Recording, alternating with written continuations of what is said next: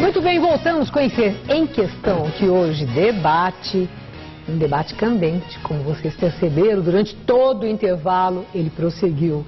Mas esse debate sobre os resultados da COP15, a Conferência da ONU para as Mudanças Climáticas, também desencadeou uma reação de cientistas de diferentes partes do mundo que são chamados de os céticos em relação à questão do aquecimento global.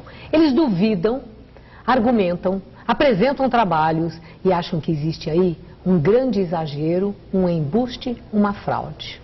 Professor José Goldenberg, como é que foi essa reação? Olha, Maria Lídia, eu vou vestir o meu chapéu de ex-reitor da Universidade de São Paulo, uma das grandes universidades do mundo, não só do Brasil, como do mundo. O problema é o seguinte: fatos científicos são estabelecidos de uma maneira que passa por crítica e respostas críticas permanente. Não há um fato científico que tenha resistido aos anos e aos séculos que não tenha sido duramente atacado, criticado, etc. Veja, hoje ninguém mais questiona a lei da gravidade. Não é? Sabe, você pode fazer a experiência que você quiser. Você solta esse pedaço de papel, ele cai. Você solta esse lápis, ele cai também. Ninguém. Houve uma época que as pessoas não entendiam isso, mas aos poucos a ciência foi progredindo e é desse jeito que ciência progride. E o aquecimento global, ele foi identificado em meados do século XIX, se tornou meridianamente claro que a causa do aquecimento global era a mudança da composição da atmosfera, isso foi feito por um cientista sueco, e que é evidente, portanto, que à medida que a gente pega o carbono, que está debaixo da Terra, e joga para a atmosfera, nós estamos mudando. O fenômeno físico é perfeitamente bem conhecido. E provado, né? É um fato científico que foi objeto de centenas de teses de doutorado, etc. e que passou pelo processo científico. E o questionamento? O questionamento vem do seguinte, que há outras causas também para o aquecimento global, além da ação do homem. É a mesma.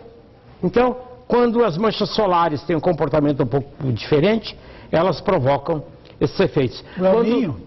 O El Ninho? Exatamente. Quando o Sol roda de uma maneira meio estranha, etc. e tal, isso também ocorre. Isso tudo existe. Acontece que o fenômeno que nós estamos verificando agora, ele está ocorrendo com uma velocidade que jamais foi verificada antes na história da humanidade. Cientificamente é irrefutável. E é por isso que ela se liga à ação do homem. Eu leio essas revistas dos céticos. Há uma revista publicada na Noruega, que deve ser paga pela Companhia de Petróleo da Noruega, que é ótima, né? E é interessante, porque os artigos que eles mandam... Mas, por outro lado, eles também acham que aqueles que têm a causa, né, que aderem à causa do aquecimento global por uma ação do homem, as emissões de CO2, essa coisa toda, que eles também são pagos aí... Mas veja bem, aí deixa eu... Eu queria saber se do ponto de vista da ciência é irrefutável o aquecimento global. Não. Nós estamos lidando com a seguinte situação. Nós temos milhares de cientistas. O IPCC, que é o painel intergovernamental de mudanças climáticas, que é um órgão oficial científico das Nações Unidas, ele trabalha com milhares, é uma rede de milhares de cientistas, produzindo em centenas de laboratórios, com dezenas e centenas de trabalhos publicados. Portanto, não se trata de um grupo, de um ou dois. Agora, você tem, como o professor Goldenberg disse, um conjunto enorme de evidências, exaustivamente testadas, e eu diria mais, esse vazamento que os céticos dizem como sendo uma grande demonstração de que o fato é controverso, na verdade, ele faz parte da ciência mesmo. Porque o debate científico passa pela controvérsia, passa pela desqualificação, pela discussão.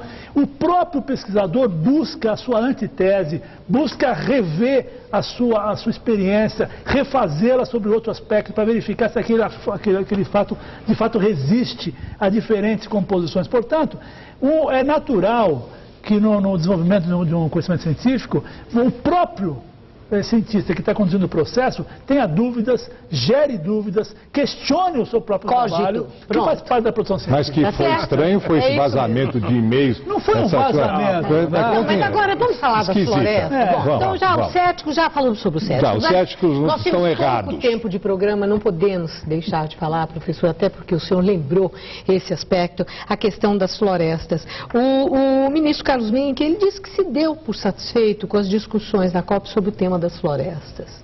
O senhor também? Olha, eu não sei comentar especificamente o que ele disse, porque há o problema do RED, do desmatamento evitado, sobre o qual o Capobianco sabe mais do que eu. O que é o seguinte, que uma coisa objetiva que o Brasil fez, não há 15 dias, porque foi há 15 dias que a posição brasileira melhorou, né, graças à pressão da sociedade civil. E não foi de ongueiros, não, né? Foi de indústrias importantes, como a Vale e muitas outras aí, que chamaram a atenção do governo por fato de que alguma coisa precisava ser feita.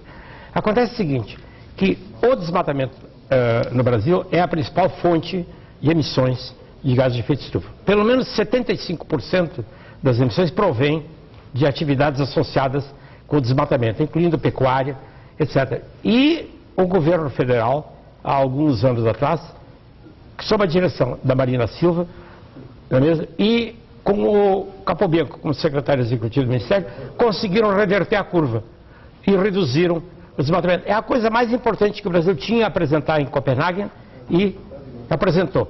Não adianta o novo ministro ou a nova ministra tentarem se apossar de uma coisa que o Brasil todo sabe que foi feito, e foi feito a duras penas. Tanto que há preocupações de que isso reverta, né? Isso porque, de fato, sabe como é? Lembra a UDN do passado, né? E o preço da liberdade é eterna vigilância, viu? Se você não criar mecanismos firmes na Amazônia, essa situação reverte. E esse tipo de leis que tem passado, como passou outro dia, né? A lei do Código Florestal coloca em risco as conquistas que foram conseguidas. Isso é um fato muito, Rosenberg, é muito importante. Nós estamos vendo, ao mesmo tempo em que o governo assume as metas, ele permite uma fragilização da legislação ambiental. Nós acabamos de assistir o presidente Lula prorrogando a obrigatoriedade da averbação da reserva legal nas propriedades rurais, que isso é fundamental para conter o desmatamento, prorrogando isso aí para daqui a um ano e meio depois das eleições.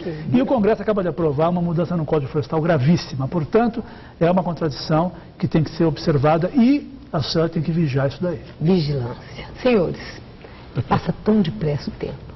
Quando o debate tem essa agilidade, é candente e de conteúdo tão diversificado que eu lamento que não possamos prosseguir.